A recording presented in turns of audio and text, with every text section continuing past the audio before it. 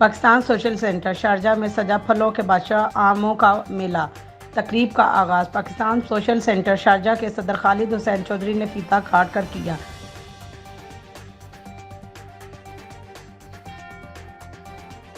تقریب کے آغاز پر ہی فیملیز کا ایک ہجوم امڈ آیا۔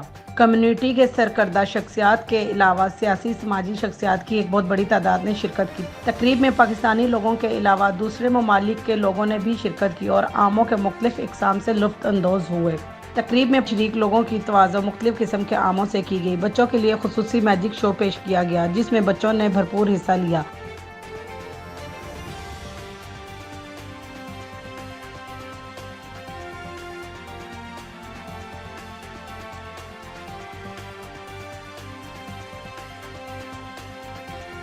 مہمانوں کے لیے میوزک کا بھی اہتمام کیا گیا جس میں امامہ فاخر، نبیہ خان، شاہد علی، صابری سسٹرز نے اپنے فن سے تقریب کو چار چاند لگا دیے اور سامعین نے دل کھول کر داد دی اور ان لمحات کو انجوائے کیا۔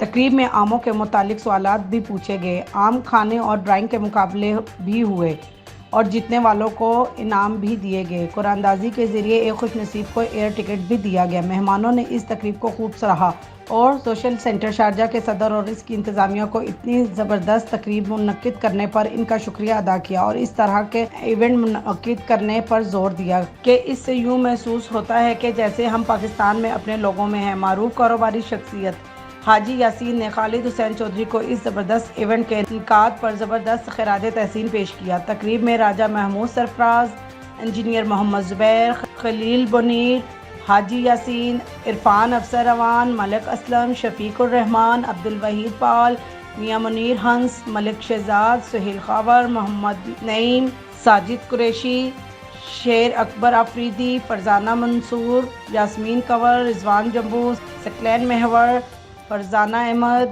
حافظ مبشر، عامر مہناز، شفقت علی قادری، مظہر عادل، رضوان عبداللہ، سید سلیم وارث اجمانی کے علاوہ ٹک ٹاکر کے ساتھ ساتھ بہت بڑی تعداد میں فیملیز اور بچوں نے شرکت کی۔ میڈیا سے گفتگو کرتے ہوئے صدر Pakistan social centre Sharjah Khalid Hussain Chaudhry کا کہنا تھا۔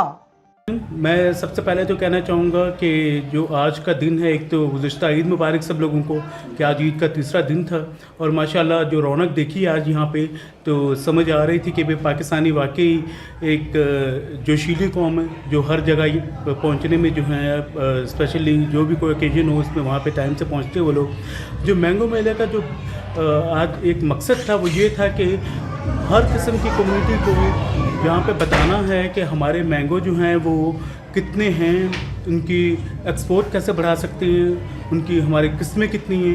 جیسے متعدد اندازے کے مطابق جو ہے 1.8 ملین میٹرک ٹن جو ہے اس کی پروڈکشن ہے ہمارے پاکستان کی، جس میں سے 1,50,000 ٹن جو ہے وہ ایکسپورٹ ہوتا ہے۔ پاکستان پورے ورلڈ کے اندر سے تقریباً 1,500 سے 2,000 اقسام پائی جاتی ہیں، مگر پاکستان کے اندر جو ہے 300 سے 400 قسمیں، جس میں سے 30 قسمیں جو ہیں وہ صرف کمرشل بیسس پہ ان کی کاشت ہوتی ہے اور وہی زیادہ عام جو ہے وہ مارکیٹ پہ جاتے ہیں۔